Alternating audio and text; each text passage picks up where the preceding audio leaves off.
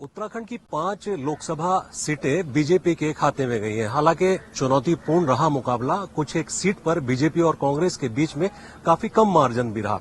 लेकिन वजह क्या रही? कांग्रेस के यहां दावे थे कि वो भी 5 लोकसभा की सीटें जीतेगी, उधर बीजेपी के दावे थे। क्या प्रत्याशियों को चुनने में कुछ गलती रही कांग्रेस की ओर से, या फिर बीजेपी के जो चेहरे थे वो कुछ कद्दावर थे? हमारे साथ कुछ वरिष्ठ पत्रकार हैं, उनसे जानेंगे कि किस तरह के इस चुनाव को देखते हैं। 2024 की बड़ी चर्चा थी, बड़ा उत्साह था लोगों में।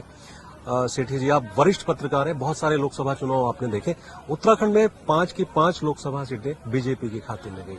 क्या लगा इस बार, कहां कमी रही कांग्रेस की? देखिए, जो मूल बात है यहाँ पे जो देखने को मिली है वो ये है कि कांग्रेस की जो अंदरूनी लड़ाई थी, उनकी जो कलह थी, और कांग्रेस के अंदर जो स्वयं के अंदर जो अनुशासनहीनता थी, उस अनुशासनहीनता के ऊपर जो संगठित होकर भारतीय जनता पार्टी ने चुनाव लड़ा, वो उस पर भारी पड़ा और कांग्रेस का जो अंतर्कलह था वो धराशायी हो गया। अगर कांग्रेस ने समय रहते थोड़ा इसको संभाला होता स्थिति को, तो नतीजे कुछ अलग होते। इसमें ये पूरी क्लीन स्वीप ना होकर कुछ होता। और आप देखेंगे कि जो वोटों का अंतर और मार्जिन जितना कम हुआ है पिछले बार के 2019 के मुकाबले में, वो इस बात को दर्शाता है कि बहुत स्पष्ट तौर पर मतदाता इस बात के मूड में था कि वो बदलाव चाहता था। लेकिन कांग्रेस के झगड़े को देखकर उन्होंने अपना मन बदला और केवल एक अपवाद के रूप में आप लिए, अगर यहाँ पे उत्तराखंड को छोड़ दें, बाकी जगह पर जिस तरीके की वेव देख रहे हैं, उस हिसाब से